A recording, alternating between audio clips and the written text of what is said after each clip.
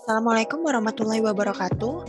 Perkenalkan dengan saya Nadia Eva Pradini dengan NIM 2004395 dari kelas 4B, jurusan Pendidikan Bahasa Jepang, Fakultas Pendidikan Bahasa dan Sastra, Universitas Pendidikan Indonesia. Pada kesempatan kali ini, izinkan saya untuk mempresentasikan hasil laporan studi lapangan saya mengenai manajemen penyelenggaraan pendidikan pasca pandemi di Raudatul Atfal Nurul Imanil Haq.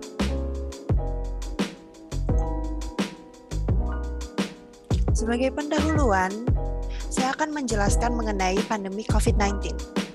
Pandemi COVID-19 telah melanda Indonesia sejak tahun 2020 dan menjadi tantangan yang luar biasa terhadap pendidikan di Indonesia. Situasi pandemi ini membuat sistem pembelajaran di Indonesia seketika berubah dari pertemuan tatap muka atau PTM menjadi pembelajaran jarak jauh atau PJJ.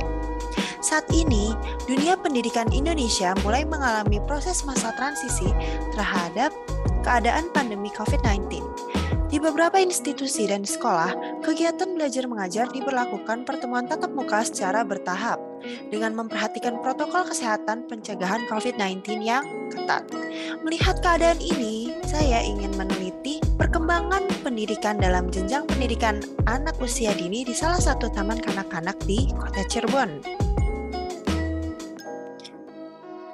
Pada kesempatan kali ini, saya akan menjelaskan mengenai profil Raudatul Atfal Nurul Imanil Haq.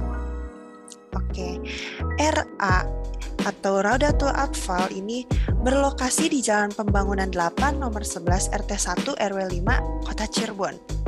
RA atau Raudatul Atfal ini berjenjang pendidikan anak usia dini yang berbentuk pendidikan formal serta berada di bawah pengelolaan Kementerian Agama. RA ini setara dengan taman kanak-kanak. Untuk daftar pembahasan kali ini yaitu meliputi konsep PJJ dan PTM, kemudian konsep manajemen pembelajaran, pengaturan PTM, penjadwalan belajar siswa, penjadwalan mengajar guru, pengaturan pembelajaran daring dan luring, evaluasi, dan permasalahan dan upaya mengatasinya.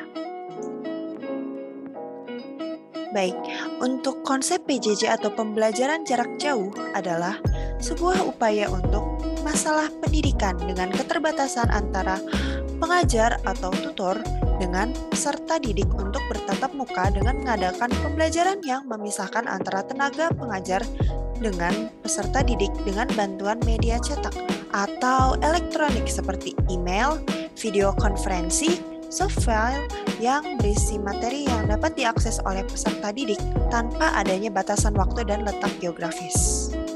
Menurut Astuti dan Safitri tahun 2020, halaman 2.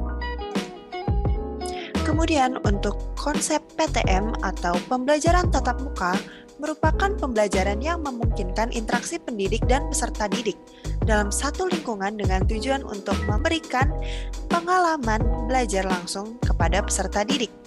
Dalam mengajar, metode yang sering kali digunakan adalah metode tatap muka di kelas. Metode lain yang digunakan dalam proses pembelajaran tatap muka diantaranya adalah metode ceramah, diskusi, tanya jawab, demonstrasi, dan lain-lain. Menurut Jamaluddin tahun 2016. Selanjutnya mengenai konsep manajemen pembelajaran. Manajemen pembelajaran merupakan kegiatan yang sangat penting untuk dilaksanakan oleh guru dalam proses pembelajaran dengan tujuan untuk mencapai kualitas pembelajaran. Kualitas pembelajaran diartikan sebagai salah satu tolak ukur keberhasilan dalam sebuah proses pendidikan. Manajemen pembelajaran adalah mengacu pada suatu upaya untuk mengatur dan mengendalikan aktivitas pembelajaran berdasarkan konsep-konsep dan prinsip-prinsip pembelajaran untuk menyukseskan tujuan pembelajaran agar tercapai secara lebih efektif, efisien, dan produktif. Menurut Effendi tahun 2018. Kemudian saya akan menjelaskan mengenai pengaturan pembelajaran tatap muka. Untuk melaksanakan pembelajaran tatap muka atau PTM terbatas, RA Nurul Imanil Haq memiliki kebijakan yang telah ditetapkan. Tenaga kependidikan RA Nurul Imanil Haq telah mendapatkan vaksinasi COVID-19 secara lengkap. Persiapan yang telah dilakukan sekolah adalah mempersiapkan kurikulum yang digunakan dalam kondisi khusus pasca pandemi, melakukan pengadaan alat protokol kesehatan, mempersiapkan ruang belajar yang sesuai dengan kuota yang diharuskan, dan mempersiapkan sarana fisik sekolah. Kemudian untuk pengaturan pembelajaran tatap muka. Pelayanan pembelajaran tatap muka terbatas harus disiplin memenuhi Standard of Procedure atau SOP protokol kesehatan. Di antaranya, mengingatkan untuk patuh pada protokol kesehatan, memakai masker, mengukur suhu badan tenaga kependidikan dan peserta didik, mencuci tangan pakai sabun, dan mengingatkan peserta didik untuk menjaga jarak. Untuk peserta didik yang kondisi tubuhnya sedang tidak baik dan atau baru saja bepergian jauh dari luar kota, dilarang untuk mengikuti pembelajaran tatap muka dan dialihkan ke pembelajaran jarak jauh.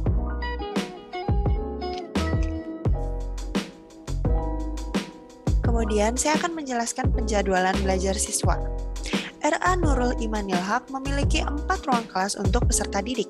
Kelas tersebut dibagi menjadi 2 kelompok, yaitu 2 ruang kelas A untuk umur 3-4 tahun dan 2 ruang kelas B untuk umur 5-6 tahun dengan jumlah siswa sebanyak 16-18 orang tiap kelasnya. Jadwal pembelajaran siswa pasca pandemi dilaksanakan mulai hari Senin sampai Jumat. Materi yang dipelajari siswa adalah materi kognitif, bahasa, seni, dan keagamaan. Seluruh materi ini berpacu pada buku panduan yang telah disiapkan oleh Kementerian Agama. Tema materi yang diberikan setiap bulannya bervariasi. Contohnya adalah tema lingkungan, profesi, binatang, kendaraan, dan masih banyak lagi. Kemudian penjadwalan mengajar guru. Jumlah guru yang mengajar di RA Nurul Imanil Haq adalah sebanyak 6 orang, dengan tanggung jawab mata pelajaran yang dimiliki oleh guru masing-masing. Guru yang mengajar diantaranya adalah wali kelas, guru bantu, dan guru mengaji. Setiap guru wajib mempersiapkan materi yang akan diajarkan dan materi tambahan. Terdapat 2 orang guru yang mengajar dalam satu kelas. Kemudian mengenai pengaturan pembelajaran daring dan luring. Dalam pembelajaran dalam jaringan atau daring, siswa melakukan pembelajaran dari rumah masing-masing. Pihak sekolah memberikan materi pembelajaran melalui WhatsApp group dan video pembelajaran melalui YouTube. Siswa pun mendapatkan bekal materi dari buku pegangan sekolah dan dapat mengerjakan tugas tersebut melalui buku. Cara pengumpulan tugasnya adalah dengan cara memfoto hasil jawaban tugas pada buku melalui WhatsApp group. Selain tugas berbentuk tulisan, tugas yang diberikan berupa hafalan surat-surat melalui video dan rekaman suara yang dikirimkan oleh siswa. Kemudian, untuk pembelajaran luar jaringan atau luring, siswa melakukan pembelajaran di lingkungan sekolah. Pembelajaran yang diterapkan adalah pembelajaran tatap muka terbatas mulai bulan Januari 2022 pada semester ganjil. Pembelajaran di sekolah dilaksanakan pada hari Senin sampai hari Jumat secara bergantian. Hari Senin dan Rabu merupakan jadwal kelas untuk kelas A. Hari Selasa dan Kamis merupakan jadwal belajar untuk kelas B. Dan hari Jumat merupakan jadwal belajar untuk kelas A dan B secara bergantian setiap minggunya. Durasi pembelajaran dilaksanakan selama 1 jam 30 menit dengan waktu istirahat selama 15 menit. Selain belajar di dalam ruangan sekolah, terdapat kegiatan belajar di luar kelas bernama outing class. Untuk evaluasi, dilihat dari rancangannya, persiapan RA Nurul Imanil Haq untuk melaksanakan pembelajaran tatap muka terbatas sebagai peralihan dari pembelajaran jarak jauh telah dilakukan dengan baik. Protokol kesehatan dilaksanakan dengan disiplin, jadwal pembelajaran dipersiapkan secara maksimal, dan kurikulum yang diselenggarakan cocok untuk pembelajaran siswa jenjang pendidikan anak usia dini. Namun, pembelajaran di luar kelas atau outing class sedikit membuat khawatir karena akan bertemu dengan orang banyak dan khawatir menciptakan kerumunan yang ramai. Pastinya, kita tidak mau membuat klaster baru di tengah pandemi COVID-19. Alangkah lebih baik untuk berhati-hati jika ingin melakukan pembelajaran di luar kelas. Kemudian saya akan menjelaskan mengenai permasalahan dan upaya mengatasinya. Dimulai dari daring. Permasalahannya adalah kurang maksimalnya pembelajaran yang diberikan kepada siswa. Kemudian tugas yang diberikan kepada siswa malah dikerjakan oleh orang tua. Keadaan gawai yang tidak mendukung pembelajaran. Siswa yang merasa jenuh karena di rumah saja. Kemudian, cara untuk mengatasinya adalah diantaranya, guru dapat membuat video pembelajaran kepada para siswa agar lebih menarik. Guru menghimbau kepada orang tua melalui grup kelas untuk membimbing anaknya saja, tanpa memberikan jawaban sepenuhnya. Memberikan opsi lain yang memudahkan pembelajaran, serta pihak sekolah dapat membuka layanan pembelajaran tatap muka terbatas saat sudah diperbolehkan oleh pemerintah. Kemudian mengenai permasalahan dan upaya mengatasinya di luring. Yang pertama, permasalahannya terdapat siswa yang sulit beradaptasi dengan lingkungan baru dan orang tua yang memiliki kekhawatiran terhadap anaknya. Cara untuk mengatasinya adalah dengan guru mendampingi siswa dan guru dapat memberikan informasi sang anak kepada orang tuanya agar orang tua tidak khawatir. Kemudian berikut adalah dokumentasi di RA Nurul Imanil Haq. Dimulai dari papan namanya, kemudian bersama siswa-siswa RA Nurul Imanil Haq. Kemudian bagaimana pembelajaran di RA Nurul Imanil Haq.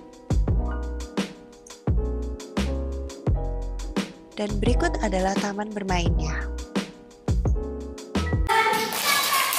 Kalau kau senang hati tepuk tangan. Kalau kau senang hati ya memangnya begitu. Kalau kau senang hati bilang hore.